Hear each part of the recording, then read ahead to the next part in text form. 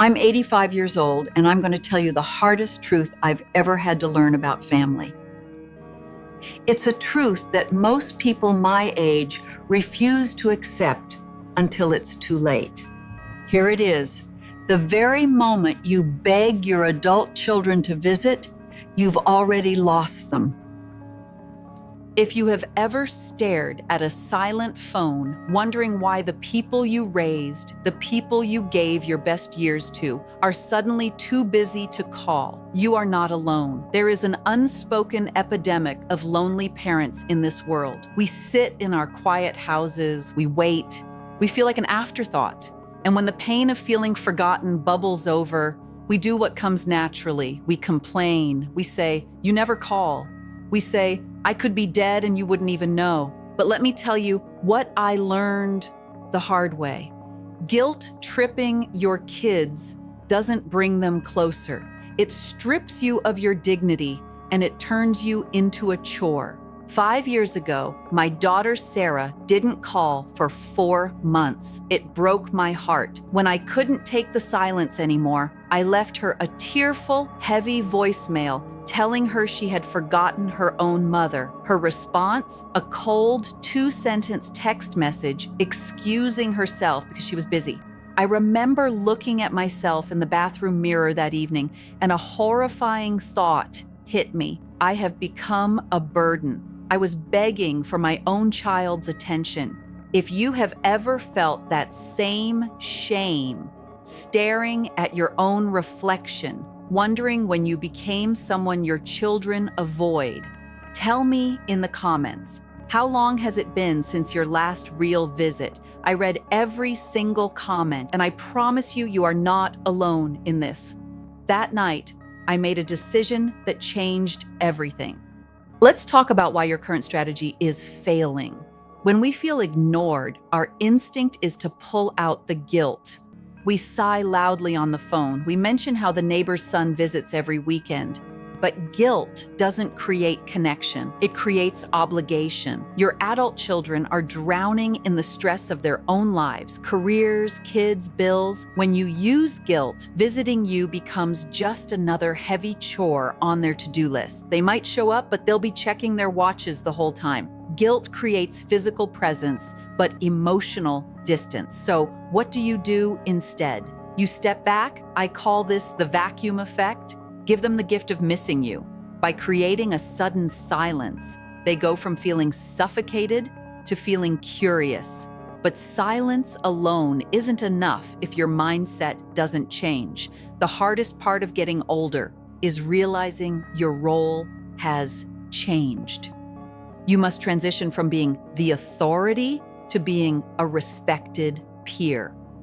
Adults choose to spend time with people who bring peace, joy, and value to their busy lives. If every conversation with you is heavy, demanding, or focused on how much they neglect you, they will avoid the call. You have to become an adult they actually want to hang out with, not someone they feel they have to visit. But here is where 90% of parents get this completely wrong.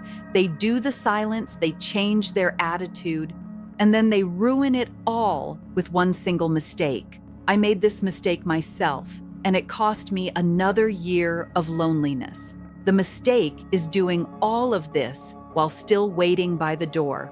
Your children should be a beautiful addition to your life, not the entirety of it. When the nest empties, we often make our children the absolute center of our universe, but they are off building their own universes. You cannot be a supporting character in their movie while leaving your own stage completely empty. Stop waiting by the door. Rebuild your kingdom. Find your peers. Join a senior travel group, a book club, or volunteer at the local library. Invest in your health. Rediscover your hobbies. Make your life look interesting because you are interesting. When you are genuinely busy, you stop counting the days between your children's phone calls. You become a person with a rich, full life of your own. When you start living for yourself, something strange happens to your phone.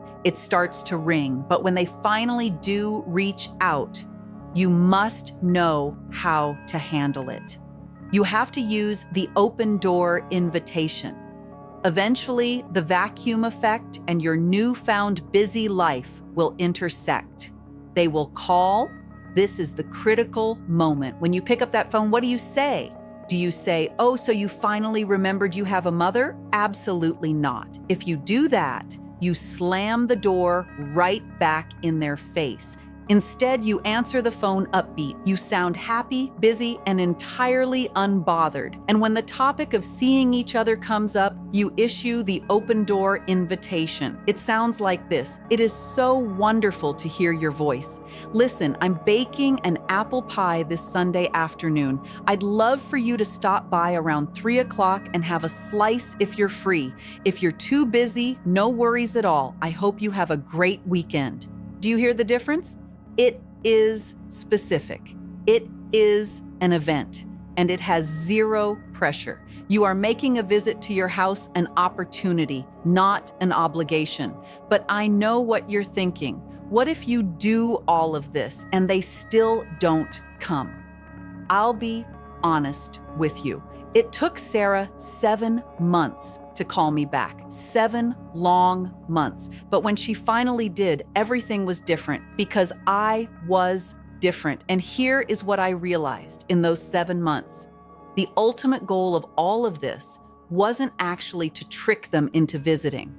The goal was to set you free. We spend so much time mourning the fact that our children don't need us the way they used to. But my friend, your job as a parent was to raise independent, capable adults who could survive in this world without you.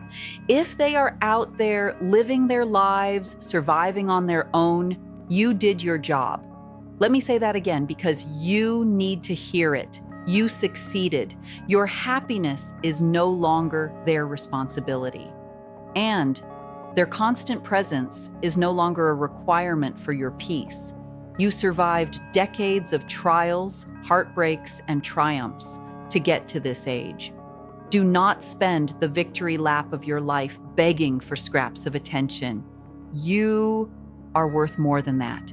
Stop begging. Start living.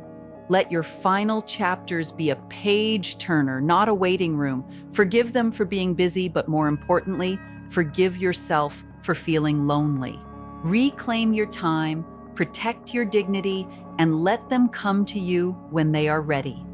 Last Sunday, Sarah showed up at my door. No invitation needed. She just wanted her mother's apple pie. That is what freedom tastes like. If you are ready to stop waiting and start living your best, most dignified years, hit that subscribe button. We have a lot of life left to live, and I'd love to navigate this next chapter together. Thank you for listening. Now go make yourself a cup of tea and go do something just for you.